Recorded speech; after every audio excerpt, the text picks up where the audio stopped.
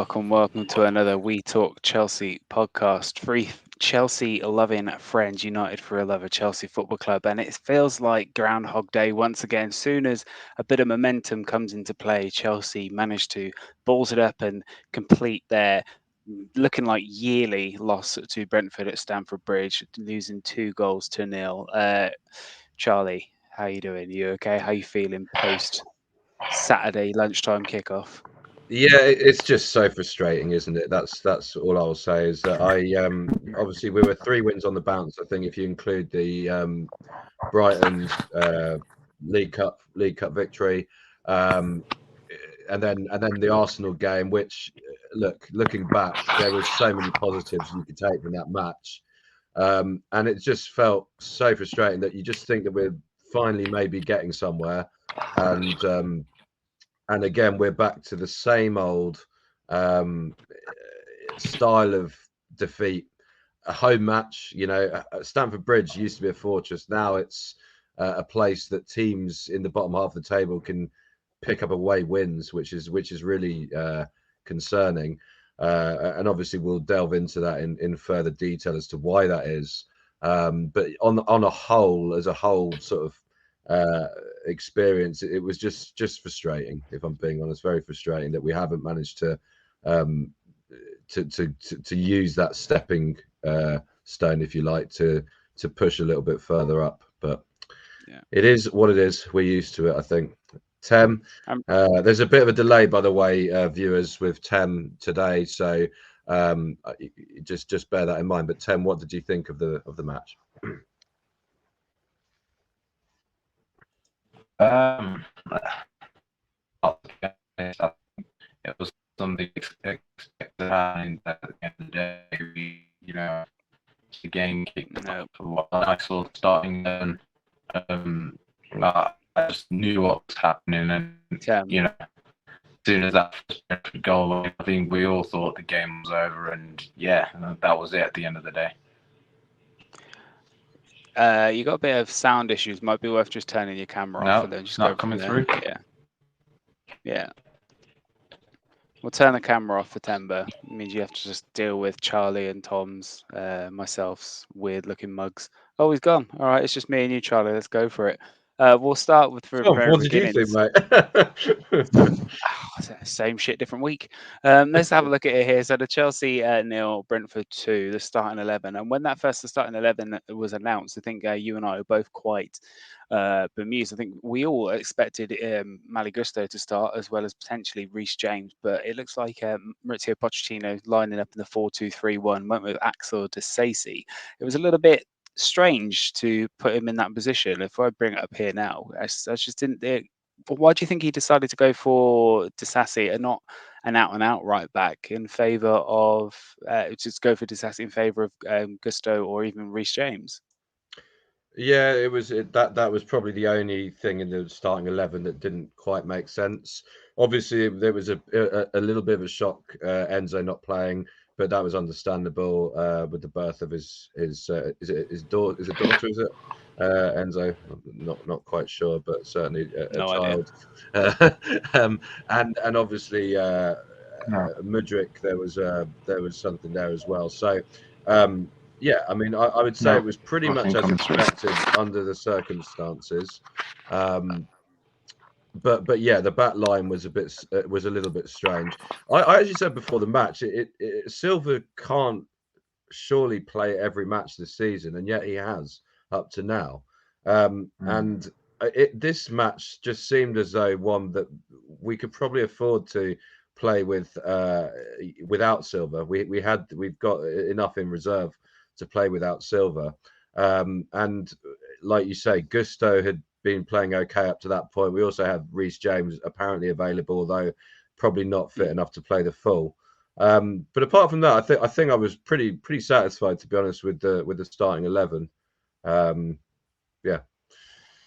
I think it was very strange. Yeah, like you make a valid point. Like we have to start looking at Thiago Silva as not being a main starter each and every week. As much as I love Thiago Silva, I think he's an absolutely fantastic football, but we have to think long term.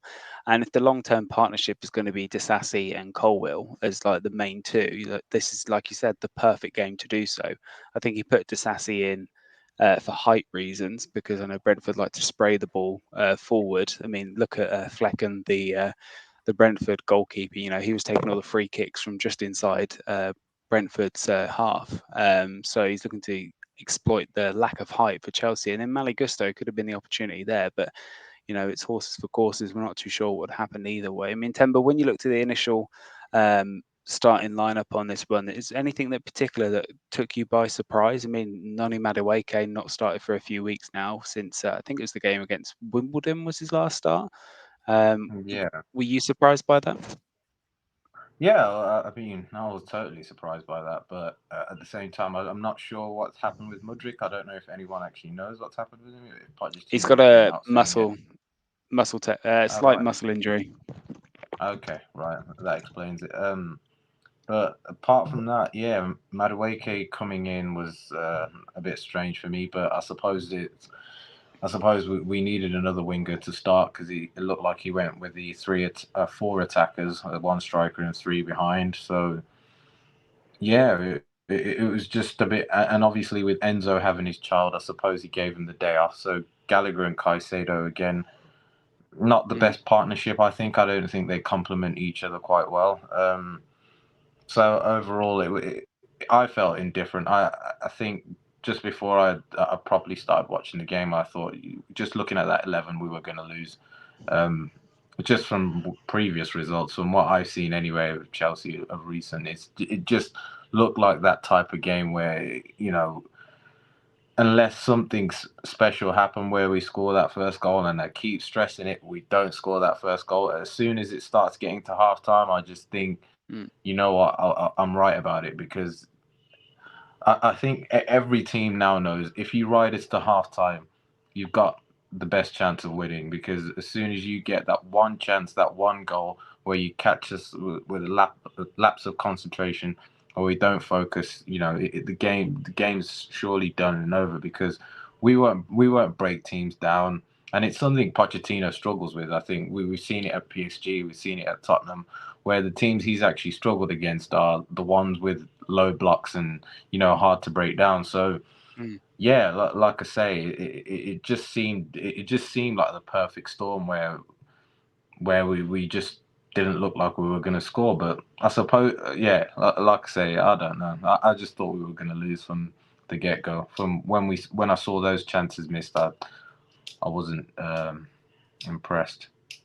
Well, we started Yeah, particularly brightly. We started brightly though with Noni Madueke fortunately hitting the bar, and it's like what you said, Temba. And I think Charlie, you alluded to this something this just before going live is, you know, we're seeing this a lot now from teams from the lower half of the table, just setting up the lower block against Chelsea. You know, it's a common thing. Surely Maurizio Pochettino knows that the low block is going to be a thing each and every time a club comes to Stamford Bridge. Surely there must be a way to get through it now. This must be surely all the attackers train each and every week. you're asking me. Yeah. Yeah. I mean, I think on that, I think it's. I think part of the problem is that we just, like you say, we seem to turn up only for the matches, the teams that are sort of essentially going to maybe win, or teams that are above us in the table, like Arsenal, like Liverpool, and maybe like the run of games that we have. It does seem to suit us at the moment more. The problem that I've always said that we have, and this is why I was sort of, there was half positivity, is that we weren't getting a lot of threat from midfield in terms of A, long range shots, and B, creativity. Palmer has changed that in recent weeks in terms of creativity, and also in terms of long distance shooting. Like Gallagher had at least one decent try. Jackson had a sort of long range try, and Madueke. I think it's going to take something like that to break these teams down that do a low block. We need something else. It can't just be the same old, you know, we're going to go down the wing and we're going to just get to the byline if we can, and nick a corner and maybe nick a goal. A bit like what we did against Leeds last season. We won. It was a big game, and I think it was Fofana who scored. It was a 1-0. That kind of, we can't rely on that sort of thing. It's not the way that you're going to win matches by just, that's a very sort of small team mentality. There has to just be, 3 or 4 ways that we can penetrate a team, be it down the wing, be it in midfield or whatever. And I think a lot of it's long distance shooting, free kicks, things like that. We don't have a good free kick taker anymore since Mount left. There's no one who can take free kicks basically in this whole team. I'd argue it's probably longer than Mount. Timber's dropped off Yeah. again, but I'd argue it's longer than Mount. I think the last decent free kick taker Chelsea had was probably Willian. Yeah. I think it's been that long. We haven't really replaced him. There's no out and out free kick taker in this team. Sorry, maybe not William. Maybe Marcus Alonso, which is probably one, but not a long distance one. But I just, the one thing I wanted to talk about as well is I wanted to talk about a performance that I thought was very, very poor, and it was highlighted by on Match of the Day as well. So I think Nicolas Jackson probably had his worst day in a Chelsea shirt. It's a tricky situation because obviously the majority of these players that we have, we've brought in are young players, are all under the age of 24. You've got Thiago Silva being the one that's slightly older, Disasi I think slightly older as well. But you're expecting, and Sterling, you're expecting a lot from these younger players to do these types of runs. But I'd have thought it'd have been naturally instinctual to make these runs in behind or make those wrongs off to create space to allow for Cole Palmer to play these passes through onto him. But I just thought, I don't know if you agree, but I thought Nicolas Jackson was absolutely atrocious and he should have been taken off much, much sooner than what he was. Yeah, I think this is a kind of a complex issue. I think for one, he's not a natural striker. He started off his career as a winger, inside forward sort of thing. So naturally, I just don't think he has that instinct of running without the ball and knowing where to be, as we've seen many times this season. And even when he likes to, I think, drive with the ball. Something I saw with Diego Costa, I think he adapted well to being in the right places at the right times. Because there was some games I remember when Diego Costa, he'd love this thing of coming out of the wing to try and get the ball, or not being in the box when Hazard would cross it low in. And I used to wonder why, but then I looked up like his early career, and he used to be a winger also. So, but you think the amount of goals he actually scored in the box with Chelsea, and it was something he was great at doing. He adapted his game, and of course he's much older than Nicolas Jackson, so maybe that adaptation time came with it, and he sort of started to knowing where to be and making those runs. But when Diego Costa got frustrated, he did do those things which you saw Jackson do on the weekend, where he'd come outside the box maybe and try dribble past the player or receive it short. And I think Jackson, it's something he has to learn, and pretty fast, because the other issue is that we've pretty much banked on him being on number one or number two striker if Nkunku was the other option, and unfortunately Nkunku's injured, so all the sort of pressure goes now on him. And we've seen like he can't handle it at the moment. What the first game of the season against Liverpool, he looked quite good. He put up quite a good battle against Konate and Van Dijk, and I think we all thought like if he can do this against two of the best centre back pairing in the league, he could possibly go on and do more. And I suppose with what I've learned is that these players struggle, especially with a lack of space, I would say, to run into. I think they play. We've seen it anyway. We play better against teams that come against us rather than us going against them. So in this sense, there was not a lot of space in the Brentford box, so he needed to be more smart with his runs and more smart with the decisions he makes, rather than running everywhere or chasing every centre back and chasing every ball that we know he's good at. And like you say, with the chances we had, I think Kukurea had one, and maybe that was Kukurea. That was a big chance, but that was played bizarrely through the middle. It was a chip pass over by Cole Palmer straight to Kukurea, and it's probably of all the players in that position, you probably wouldn't want Mark Cucurella to be the one to take that opportunity. But on his but right foot. Yeah. on his right foot as well, yeah. And you see Madueke getting a bit shirty with him because he didn't lay it off to him. But how much of this, Charlie? How much of this can be attributed to? Is it simply just Nicolas Jackson just had a bad day, or how is it just an example of how good and how drilled Brentford were, that back three of Pinnock, Azure, and Nathan Collins, because they kept him quiet all game long.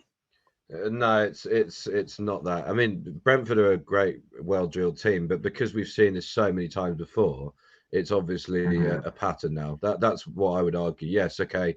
You can get. I remember we got turned over by Brentford 4-1 2 or 3 years Yeah. ago. That was a one-off. I think that was with Tuchel, and Yeah. it was a one-off. And the next week we probably won, or it wasn't. It was just a bump in the road, as they say. A lesson learned. That sort of thing. But this kind of result, losing at home without scoring against a team who we would consider at the beginning of the season should finish beneath us, with an injury crisis as well. I mean, people don't realise Brentford have an injury crisis as bad as ours. That's why they've been so poor. They've also got Toney out as well, who's their obviously number one player, who hopefully we might be in for. So it's a pattern. That there's obviously something going on there, and you can't pin it all on Jackson, because ultimately, if Drogba had a bad game when we were winning leagues and titles, we'd still win the match. There's just other avenues. We have a very one-dimensional way of scoring goals. I've noticed. We don't have a good free kick taker. We're not particularly threatening from corners or set pieces. In the modern age of football, you've got to cover every single chance you get in a football match, and the luck, you make your own luck in this football. The two goals that we scored against Arsenal, one was a penalty and one was a fluky goal, and you could argue that, but ultimately they're both goals, so it doesn't matter. It's irrelevant. There's Arsenal's one was through two mistakes. They're still goals. You have to cover these bases. You have to put. If you've got a good free kick taker, you've got to make sure that you try and push for free kicks. There's all sorts of tactics that you can use, but the problem is we don't have too many good midfielders who can shoot from distance. We don't have much good free kick takers. We're basically relying heavily on a lot of other things, So Yeah, it's a very, very tricky situation. And then one thing that I noticed in the game is it was Cole Palmer. Cole Palmer again had another good game for Chelsea, but he looked at a frustrated player. This is a player who's 20, 21 years old, and even he's getting frustrated with players around him, like not making these runs in behind they need to. Like, a 21-year-old, 20-year-old shouldn't be the person that's, it's kind of like youth leading youth. Like, there should be an older player, and I think, hopefully when Christopher Nkunku comes in, that's a player I think once he's even 85% fit, I could definitely see Pochettino dropping Jackson completely from the side and going with Nkunku as the number 9, and hopefully we can see some goals in that respect. But I see there's a lot of rhetoric that I've seen online as well in terms of the second goal when we look at what actually happened with from the corner. Online fans certainly heaping a lot of in my opinion, unnecessarily blame on Robert Sanchez for the second goal. There's not much he could really do in that scenario, really, is there, Tim? No. I don't think there's anything. Well, I suppose stay on your line if that's a criticism. But at the end of the day, you're 1-0 down at that point. You're fighting back for a second goal. If we concede the second, what does it really mean at the end of the day? But if we get a point, that's a much bigger point for us than it is for us to concede a second goal. So I wouldn't harp too much blame on him. Again, Maatsen was maybe a little bit caught out there on the counter there, but again, like I say, you'd rather your keeper go up and try rescue a point than conceding a second, because at the end of the day, it really means nothing.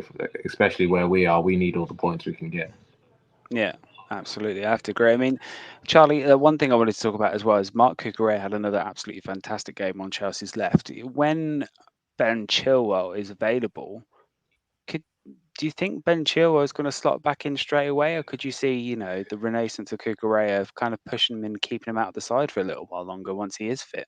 Well, I hope he does because we have to reward players' performances. Otherwise, we're not going to get anywhere. We this is what we had was the problem last season. There was a lot of players who got in the team just by default who didn't necessarily play with any form. Mount, Kovacic, Havertz. There was plenty of them out there who didn't deserve their place in the team, and there were plenty of other people who were sitting on the bench for no apparent reason.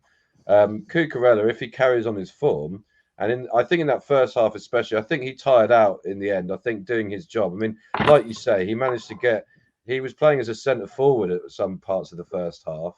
He was, playing as a left back, a left centre, left winger, like all sorts. So he really burst his energy in that first half. He just looks more confident. In the last few games, and I think a lot of Chelsea fans, game-going Chelsea fans, if you like, also I just noticed when you watch the crowd, they're clapping him a lot more. They're just a lot more on his side. It's nice to see. Actually, it's nice to see that it's coming to fruition because I liked him at Brighton and I thought when we signed him, I thought it was a really good signing. And I was there at Everton away last season when it was his debut. He looked really good, really assured. And it's good to have competition for places. And ultimately, look, Chilwell's he's very injury prone. Even if Chilwell is the number one, if he plays like that when he's required to, then that's as good as, and it gives us another option, doesn't it?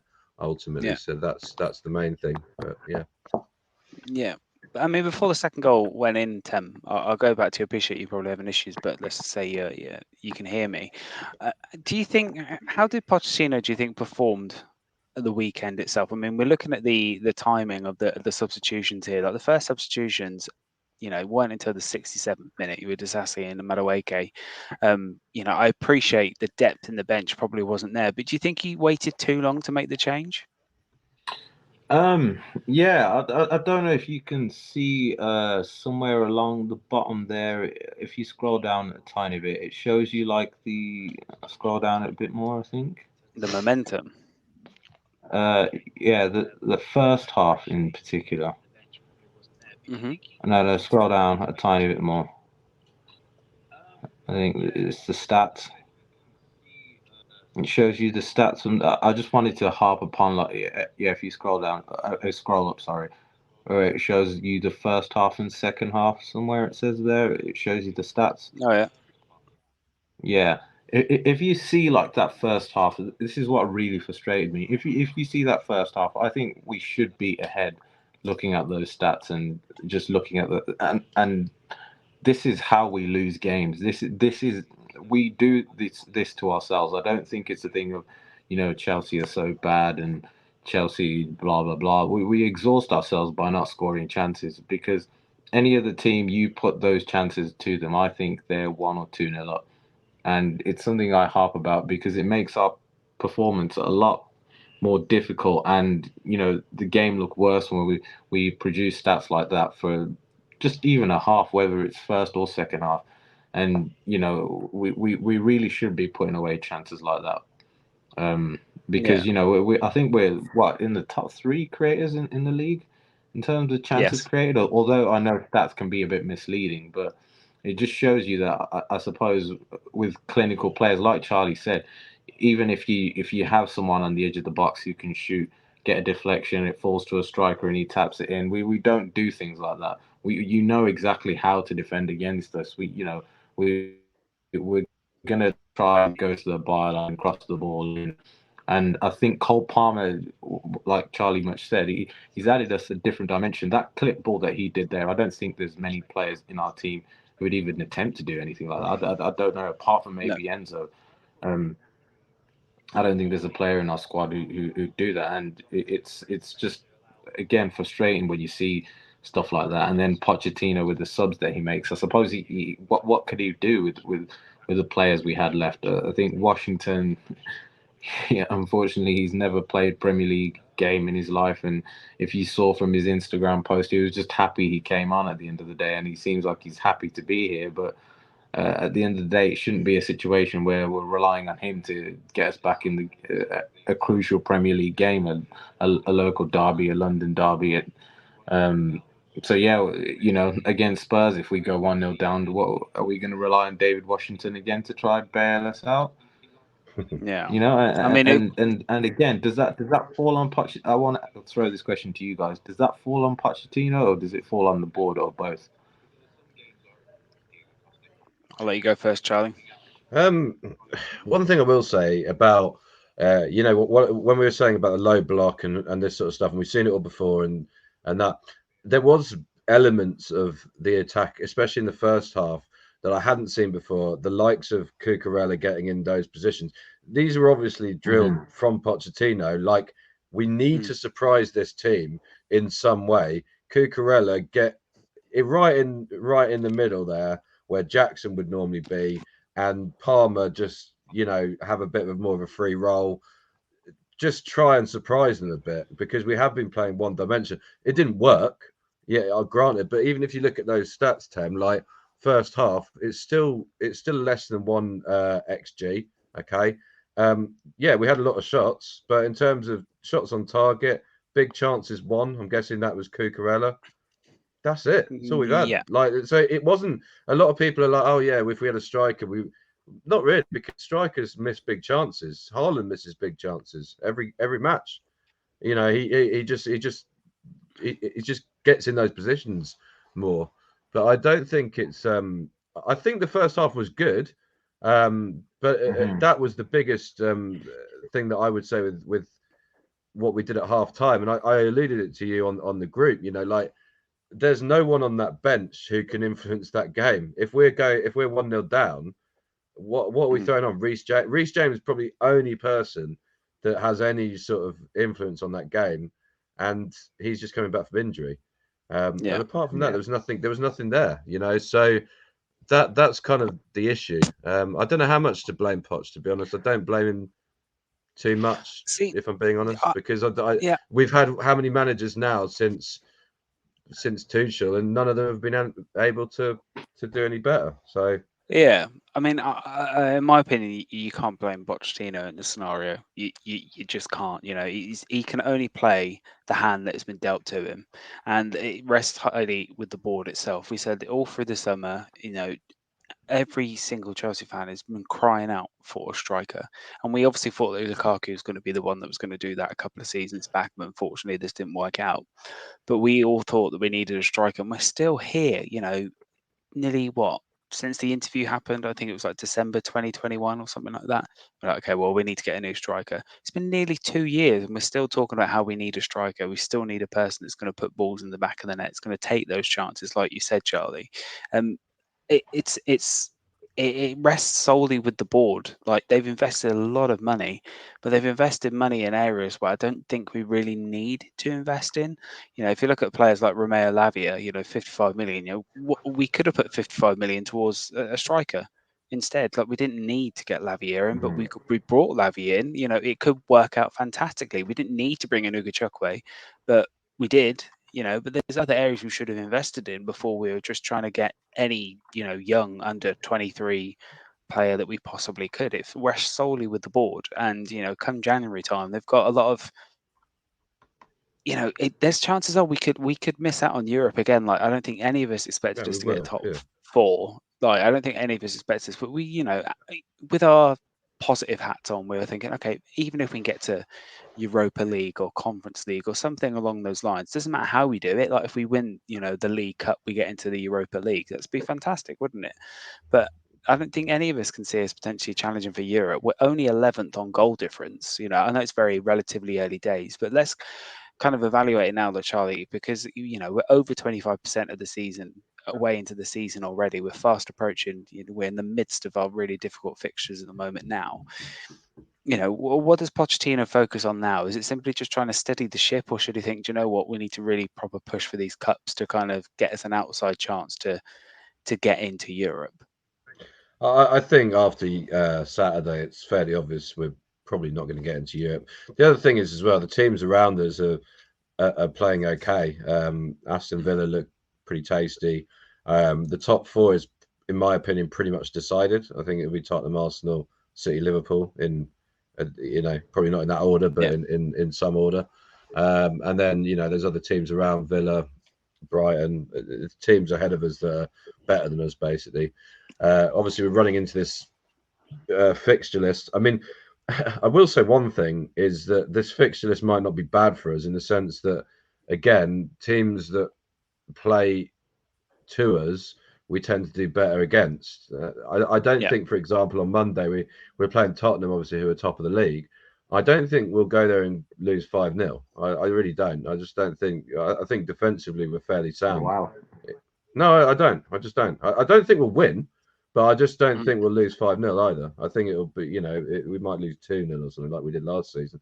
I don't think it'll be. I don't think we'll go there and get battered. It's not like that. It's but again, going back to your point about the striker, yeah, I mean, we've invested more money than we could have bought Mbappe for with players that we didn't need, and haven't bought a player that we could need, and that is a frustration, and I agree with you on that.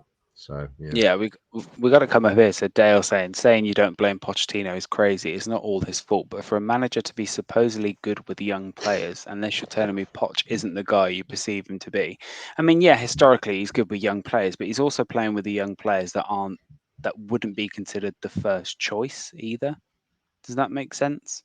When we played against Arsenal, there's a big hoo-ha about, Arsenal, we managed to get a point against them, but we were playing the full strength Arsenal team with our players that some of them wouldn't start, do you know what I mean? Like Gallagher's kind of played himself into that position, but, Nicolas Jackson would be starting if Nicolas Nkunku was available. Christopher Nkunku was fit, was he? So I think it's just one of those situations. I can't blame Pochettino in this scenario. I really can't. If you look at the stats from the second half, we dominated possession again. Expected goals, it was 71%. We had expected goals of 1, but the problem is he can't force them to put the ball in the back of the net. Do you know what I mean? He can't make them score goals. He really, really can't. He can get them into the position to score the goals, and he's clearly doing so, getting them in that area. But Brentford 29%, expected goals 2. They were clinical. That's the thing. Chelsea, it doesn't matter if it's Pochettino, it doesn't matter if it's Potter, it doesn't matter if it's Lampard, it doesn't matter who is in that manager's dugout. It's the same thing every single time. We still just can't score goals. We can't find a way to break down the low block, which is just how we're going to do. We need to resolve that issue, and if that's going to be Ivan Toney holding at the ball to lay off players, it's going to find a different way to play. But I worry if we bring in another striker, which we should do. I worry that the striker is going to not solve the issue. It's just going to be, okay, well, we brought the striker in, it hasn't worked out. It's just going to be repeat, rinse, repeat, rinse, repeat, rinse. I think, Tem, do you think is it simply just a case of bringing in a striker, or is it just we just need to find different ways to play? We need a plan B. Yeah, well, I think it's a collection of. I think everyone isn't. Nobody's blameless in this scenario. I think it also comes from a style of play. At the end of the day, I think if you saw we like kind of Dale has said, we shouldn't be losing at home to Brentford. I mean, come on. No. The funny scenario is we're trying to attract their player, and their player wasn't even playing, and they beat us 2-0 convincingly. That's the funny story away from home. So yeah, how do we sell that sort of plan to him if he has Arsenal, in his other ear saying, come to us and you're potentially winning a Premier League title. Yet we can't beat the team he is playing for at our home ground. So yeah, I think it is in a sense a Pochettino thing as well, because like I say, it comes from a track record of his not being able to beat these type of teams. But at the same time, I don't think much of this squad was assembled by him. So No. in the sense of, he can't be fully to blame, because like you say, I think we know a lot of these players were signed by the board or board of directors, and this is sort of the project he was given. And as we've seen now, he's been said that he's going to have more say in the transfers in January. So again, it'll be interesting to see the players maybe he brings in, or players that maybe get shipped out either in January or summer if he lasts that long, let's say. And at the end of the day, we don't have any goal scorers anyway. I think Raheem Sterling's a wildly inconsistent player. There's nobody else in our team who's been proven to score goals anywhere or even in the Premier League. So there's another issue. So again, like I say, you can't fully blame one person, but everybody is collectively there to blame. So I don't know if you agree with what I'm saying, guys, but yeah, that's my thoughts. Tim, you do make an interesting point. I'll throw that to Charlie first and foremost. Like, Pochettino's getting more involved with the transfer side of things. I think I might know what you say, but where do you stand on this, like, kind of modern day, having a head of recruitment and recruiting people, and they're the people that bring in the players, and they're just giving the squad, say, there you go, try and make this work. Like, where do you stand on that side of things? Do you think like head coaches and managers that have more influence in the players that they actually attract and bring to the club?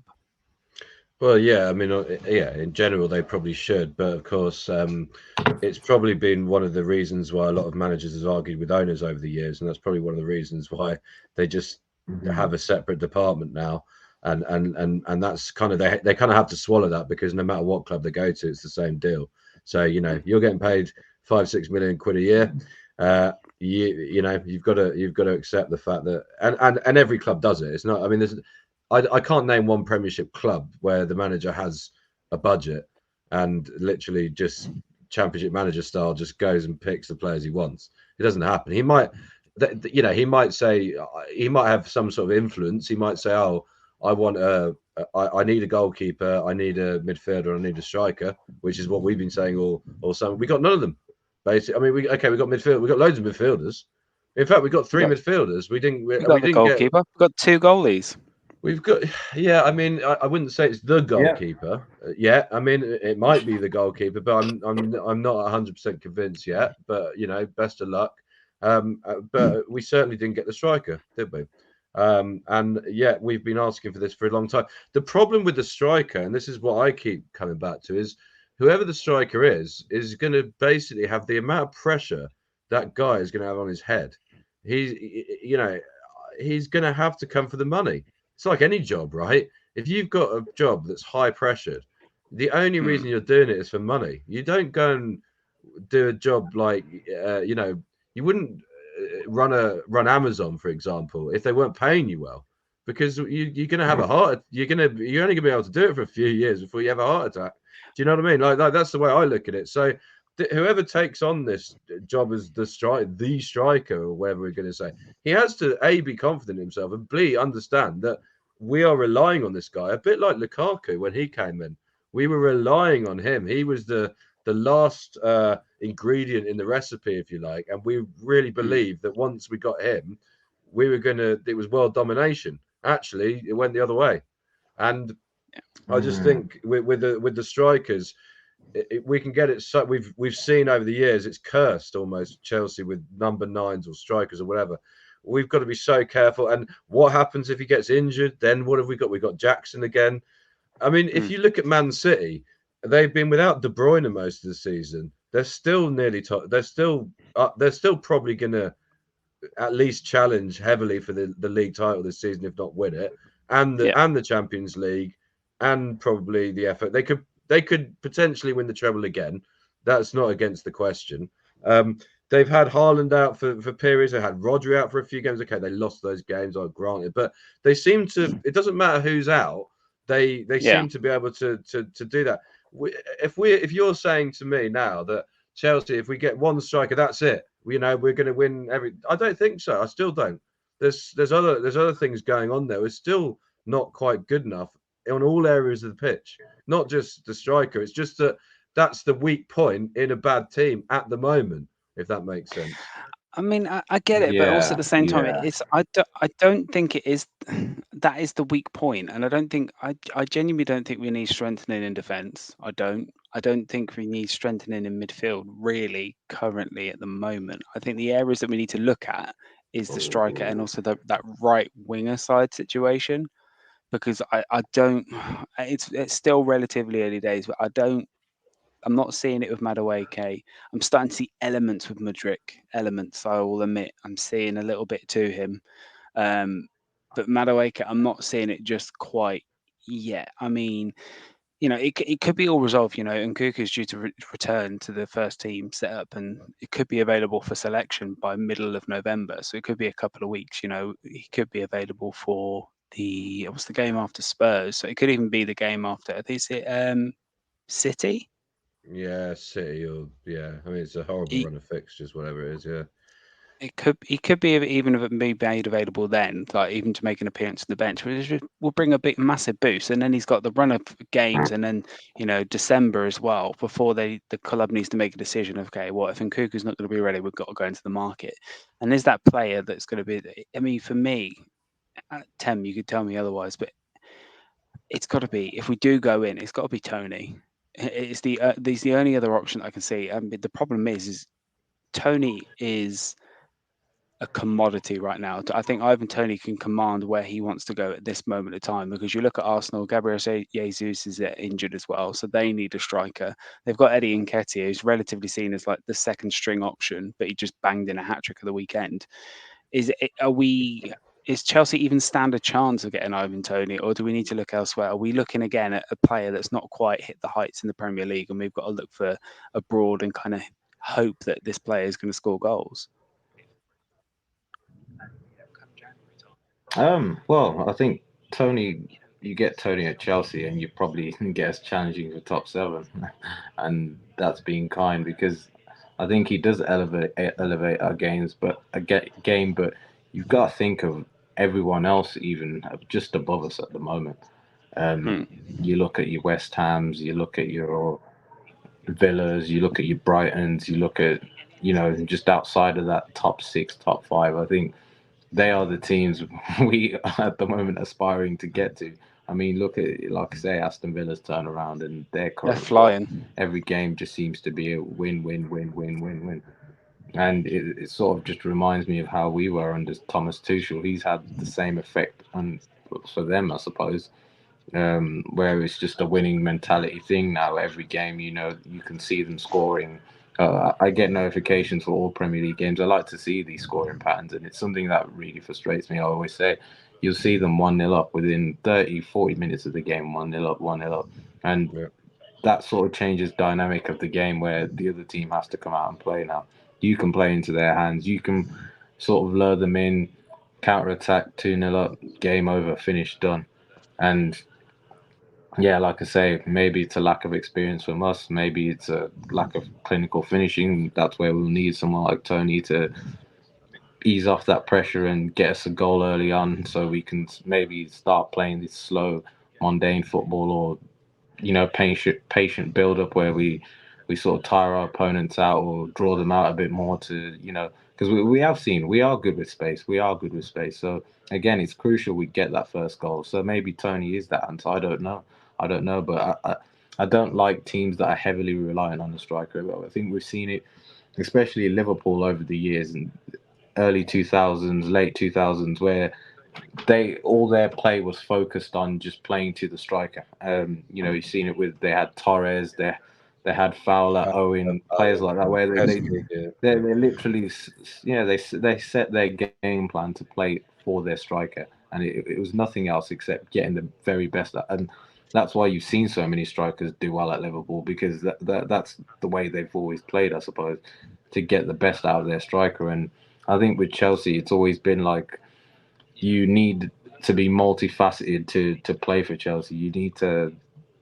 We've had, famously Didier Drogba, and well, fortunately and unfortunately, where he's just good at everything.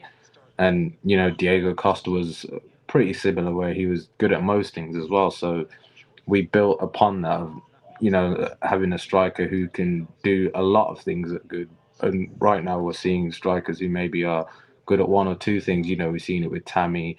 he was just a very good 6-yard box player, I suppose, but he wasn't brilliant at running down the channel or holding off players and doing all that sort of stuff. And maybe that's been our drop off now. And you see with Jackson, he's not very good in the box. He may be good at doing 1-2s and coming deep to collect the ball, but he's not very good at, first time finishing or quick runs into the box and knowing where to be. So it's a tricky one to answer. I don't know, Tom. I'll leave it. I don't know what you think. I mean, rumours are flying around that potentially, with Tammy Abraham at Roma and Lukaku being at Roma as well, that Tammy Abraham might be offered to Chelsea as part of the deal to bring Lukaku to Roma.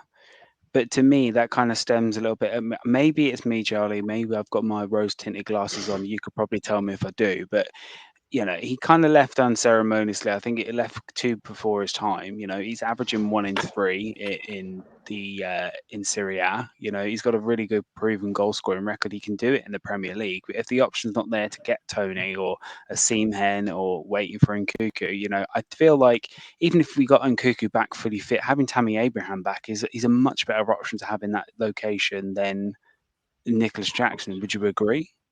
Yeah, and I think with Nicolas Jackson, I think the problem was he had a good pre-season, and I think what happened is I don't think he was meant to come in as the go-to guy, No.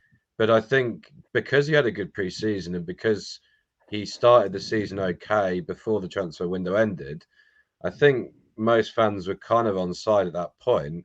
The owners probably just thought maybe he is the man, maybe he's the guy, and if we could do it on the cheap, then brilliant. And that's basically, I think that's basically what happened. And they probably went, well, Toney's going to be available in January. If it doesn't work with Jackson, we'll get Toney. That's kind of I think that was the broad thinking between this. With regards to Abraham, no, I don't want him back, to be honest. We've done that with Lukaku. We've done it with other players. I don't want this. We just no. It doesn't work. It's never worked for anyone. It's worked for David Luiz. It's worked for Nemanja Matic. Yeah, It okay, has but worked. Firstly, Matic was half. He wasn't really a sort of first team regular. I wouldn't say. Yes, he was. Before when he came back. Before, no. When he came back, he was, yeah. But before he wasn't. Luiz, yes, but I think it's fairly obvious there was something financially weird about those transfers. To be honest, it was very, very odd. But yeah, I mean, look, in terms of Abraham, I think he's a good player. But again, is he the answer? No. But our standards have dropped now. Unfortunately, we have to. Yeah. This is the market we're in. We are not going to be in for Osimhen. We're not probably even Toney. We're going to be massively against other clubs. All that we have is money. That's the only draw now, and obviously that breeds mercenaries as we've discovered. So it's like we're in that Man United situation. We've got a good reputation as a football club in terms of history. We've got and we've got money. Those are the two draws. In terms of like what you're walking into a volcano at the moment, and you're hoping that you get out, and that's basically what it is. And it's very unlikely you're going to sign there and win a Ballon d'Or. Let's put it that way. So if you've got any sort of footballing future, if you like, you wouldn't join Chelsea at the moment, just the way it is, unless you're very young. That's the other option, is we get lucky, a bit like Liverpool did with Salah. They got a little bit lucky. I wouldn't say lucky, but they got a player who was at the time probably about their standard, but he elevated his game when he got to Liverpool. He was still good for Roma, no doubt about it, but he's become a world-class player now. There's no doubt about that. Yeah. I mean, Tammy, do you think maybe Tammy as a make weight in the Lukaku deal could add a bit of depth to that of number 9 position, even if Nkunku is the first choice? Again, I think it's a thing, as Charlie said. I think our standards would have dropped if we got Tammy. Maybe if we got two strikers at the same time and not relied on Tammy as the number 1, I would be okay with that. But Tammy Abraham Well, as a number one striker, I don't think no, that not is the necessarily. answer. Like I said, not as a number one striker, because I don't think Tammy would come in as a number one. But I think Nkuku's going to play in that number 9 position. Like, I'm fairly certain that'll be the case. But in the event that Nkuku, famously he has had some injury problems throughout the seasons. But is Tammy Abraham coming in? Is he a stronger option going forward? So if Nkuku does get injured and we have to bring in Nicolas Jackson, he's very hit and miss. He's still very young. He's still learning. But could Tammy Abraham bring that strength and depth that we needed? Because again, Armando Broja, came in and did score in that game. But is he going to provide that depth to Chelsea in that position as a number 2? I think it's more of a romance thing. I think it's just because we know who Tammy Abraham is. I don't think him and Chelsea should uh, let's say reconcile again. I think he's had his chapter. He's won the Champions League here. He's won the Club World Cup. He's won his few trophies here, and we should just leave it at that. I saw that he was close to signing for Aston Villa. I think that would have been a good move for him, especially with them being back in Europe. I know we have the Club World Cup next year, but I don't see I wouldn't like to see a scenario where Tammy Abraham comes back to the club. As much as I think he was a decent striker, to be honest, he was the last player who scored 15 goals in one season. Yep. I don't think any striker has actually hit any. I think our last highest top goal scorer last season was Havertz with 7 goals, tied with Jorginho as well. And then the season before that was Jorginho again with 8 penalties. So again, it just shows you like the big drop off. Yeah, I mean, I think for me, Can you guys hear me? I can hear you. I'm just going to say that you're both wrong, and I think we should re-sign Tammy Abraham as part of the deal for Romelu Lukaku. But we need to move swiftly on. In interest in keeping this for an hour, so let's look towards very briefly touching upon this. Chelsea play Blackburn on Wednesday in the round of 16 in the League Cup. What would you like to see from that game? Very, very briefly on your thoughts on that. It's a home game. Can you see Pochettino potentially moving things around, seeing like Ugochukwu starting in the game? What would you like to see? Would you like to see more time given to some of the fringe players, that we have, or do you think we need to go all out and make sure that we're playing the strongest 11 possible? Charlie, definitely don't play the strongest 11 possible with the run of games we've got. Look, it's rotation as far as I'm concerned. Likes of Silva, even Sanchez, just anyone who could potentially get injured. You don't want an injury. We had this like last season with Chilwell, didn't we? Do you remember? He got injured in the match. It was a Champions League match that really didn't matter. Europe. I think we were already through or something at the time. I'm not saying that this doesn't matter, but I honestly wouldn't lose sleep if we lost that match. I really wouldn't, because I don't think we'll win it anyway, regardless. Because the further you go in the competition, the further you go in the competition, the harder it gets. And I can't see, based upon last season's finals, Man United versus Newcastle, I think both of those teams beat us. So if that's the standard, and before that it's always been Man City, I'm sorry, I just think we'll lose anyway. So it's a waste of time. The focus has to be on the league. Do you honestly think a good cut run's gonna, unless we get to the final? We have to get to the final, I would say. It's not considered a good cut run. No one remembers the Carling Cup semi-finalists or whatever cup. I can't remember what the cup's called. That's how little it matters. The semi-finalists of that cup, I couldn't even tell you who that was last season, because I don't know. Because it doesn't matter. So you have to get to the final to even make it matter. And I just don't. Is it the quarterfinal we're in now? Is it not round of 16? Round this, I mean, it's laughable. I mean, I would just rest a load of players, give some young people a chance. Obviously play to win, but I'm just saying I certainly wouldn't be risking getting players injured and stuff like that. It's just not worth it. I don't know what Timber full strength or rotate?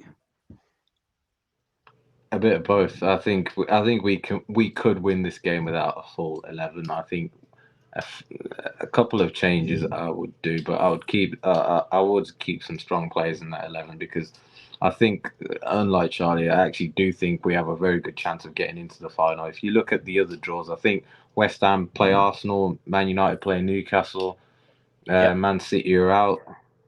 I can't remember the other top team that's in there, but I think Mansfield Town and someone. think Liverpool are out, Mansfield aren't Town and they? someone else.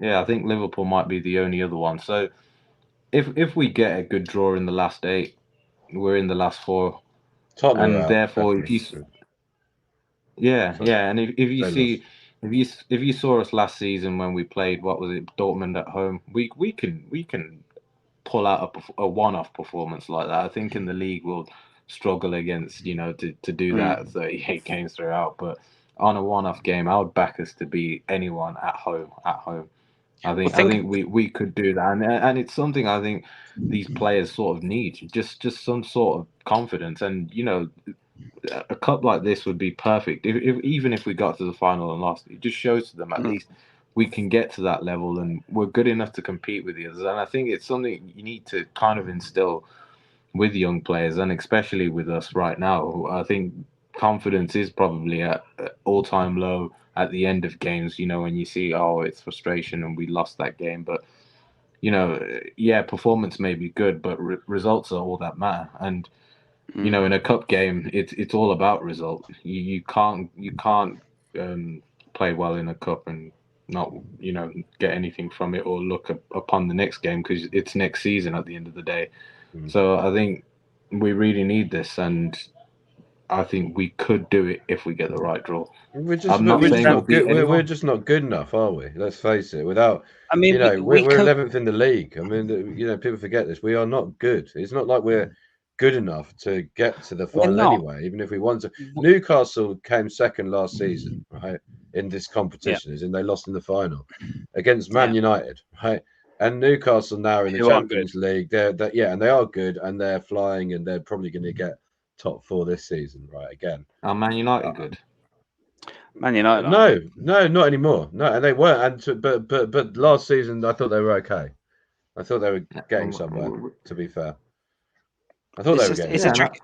I think Timber makes a valid point. There are a lot of all Premier League ties. West Ham versus Arsenal. That's going to knock one of those two out. You got Bournemouth versus Liverpool. Liverpool's probably the more likely to go through. Everton, Burnley, Man United, Newcastle, and then you got Ipswich Town and Fulham. Mansfield Town versus Port Vale, and Exeter City versus Middlesbrough. I mean, I know this is silly and we shouldn't really be talking about it, but Mansfield Town or Port Vale are going to go through. Exeter or Middlesbrough are going to go through. You don't know how luck of the draw is going to go. It could end up with Arsenal playing, Port Vale and Middlesbrough in the semi-final. It could happen. You never know. I think it's always. I think when it comes to cups like this, we at this stage, we're 11th. Beggars can't be choosers. We've got to kind of pick our wins, and I think if we can try and get a decent cup run, it's like what 10%. It could build wonders for the confidence of the younger players. So you never know, but chances are we're probably going to go with a bit of rotation on this one. But we should see come Wednesday at 10 I'd p.m. like to when see Petrovic start. I would Yeah, like to see it as well. I would like to see it. I can't see it happening, but I would like to see it because just to give him the opportunity, I think it would be good to see him in that. Let's move swiftly on. We'll try and keep this as close as we can to the hour. I'm probably going to run over in this scenario, but we need to look forward to next Monday's game at 8 p.m. It will be Chelsea taking a visit to the Tottenham Hotspur Stadium to try and beat a high-flying Ange Postecoglou's Spurs. Compared to where I were last week, I'm not as confident in this game as I was against Brentford, and it's going to be a tricky one, dude. Charlie, I mean, we're going to go live straight after this, so we'll delay the start of the podcast next week to do live reaction on this one. So we should probably be loads of Spurs fans in the comments giving it the big one. But this is a big game. This is a big game, and Charlie, you think we do perform better against teams in the top 6, and let's face it, they're flying at the moment. Do you feel that Chelsea could potentially get even some points from this game? Look, anything can happen in the Premier League. That's all I'm going to say. Stranger things have happened. They probably are. They're probably due a bad result, if that makes sense. But I mean, look on the form, under the lights, all this sort of stuff. You can only really see one thing. We had the similar game last season. We walked into it. We kind of knew that they were on better form, and they're much better this season as well. And we're probably as bad, if not worse. And they beat us. I think it was 2-0. I mean, again, it's one of these matches where against Arsenal, when you come off the back of it, despite the 2-2 draw, I was still quite satisfied that we put on a performance, probably the best performance we've had all season, again against Liverpool as well, early in the season with a draw. So if we got a point, or even if we lost, but we gave it a fight, I think I'd be more than satisfied at this stage of, and that's just where we are at the moment, unfortunately, and where they are at the moment. As long as we don't get battered, basically, as long as we don't go there and lose 5, 6, 7-0, then I'm quite happy. I think I'm quite happy at that point. Yeah. So. Temba, do you think there's a possibility that Chelsea could go to Tottenham Hotspur Stadium, get the pants pulled down, and lose 5, 6, 7-0? Yeah, well, I completely hope so. I mean, hopefully we see a Raheem Sterling masterclass and every I shot said he lose. takes goes in. Yeah, you said Oh, lose. right. Oh, Yeah, I You're was like, yeah, I hope so. Yeah, I hope so. Yeah, I'll kick him into Yeah, shit. no. Well, I think that's 98% guaranteed at the moment we lose that game. I think Spurs score 2 or 3 and Chelsea go home crying. I think that's what's going to happen. But I would like to see a scenario where we just sort of do a Una reverse and absolutely clinical Mourinho masterclass where we defend with our lives and on the line and just get away with absolutely stealing 3 points from them. But at the end of the day, I think we all know it's going to be a 2 or 3-0 at least scoreline with the way we're playing. And just more doom, I suppose. I think this fixture comes at the wrong time. If it came straight after that Liverpool game, I'd be feeling a bit more confident, or maybe straight after that Arsenal game. But with the way the fixtures have panned out, I'm not sure how much morale has gone out of this team, especially with the injuries and just the inconsistencies, I suppose. And I think is the next game after that Man City. I'll have a look, but keep going. I believe so. Man City. Man City at home, yeah. Yeah. So I think it's crucial we just don't get beat badly and put in a decent performance, and hopefully against Man City we can try do the same. Or if we do get beat, at least keep the scoreline down and just show at least that there's something to salvage from this season, because I think 5 more games and this season's probably already over. If we lose every single game now till the end of December, you could practically say the season's over. You're just looking at maybe trying to finish 10th. And that's sad to say that your season's over after, 13, 14 games? 2 seasons in a row as well. And we all said all the way through last season, the only salvation is the end of the season. And this season, it's a process and we'll get better. I mean, Arsenal never stooped this low. They never stooped this low. People forget about this. Yeah. Arsenal were bottom at one point, though. I know it was but they relatively never. early days under Mikel Yeah, Arteta. but in terms of their finished place, I don't think they ever finished mid-table. They finished 8th, maybe. That's probably about as bad as it got. Yeah, I don't think they got as bad as us. They never Andrew there saying, being a Liverpool fan, I'm more than happy with your current squad, but with the money you have, Victor Osimhen has to be a top target. I think we mentioned earlier on, I don't think Chelsea is a bigger draw, as it were. We're going to have to play it over the odds to get Victor Osimhen. I don't think he actually wants to leave Napoli just yet at the moment either. And the Napoli chairman doesn't even want to sell him, so he's kind of tied there. So hopefully, I own Toney in the January transfer window if he doesn't go to Arsenal. But let's quickly round this one up. So, Charlie, what do you reckon the score is going to be on Monday when Chelsea visits Tottenham Hotspur Stadium? Tottenham 2, Chelsea 0, realistically. I don't think we'll score, and I think they'll just be too good for us on the day. I don't think we'll get battered, but I just think they'll be too good for us on the day. We do get battered everywhere we go. Temba? Yeah, just to say to Andrew, if he doesn't know who De Laurentiis is, he's gonna know if Liverpool ever tried doing business with Napoli. He's just like the Daniel Levy of Italian owners. Yeah. So we're definitely not getting Osimhen.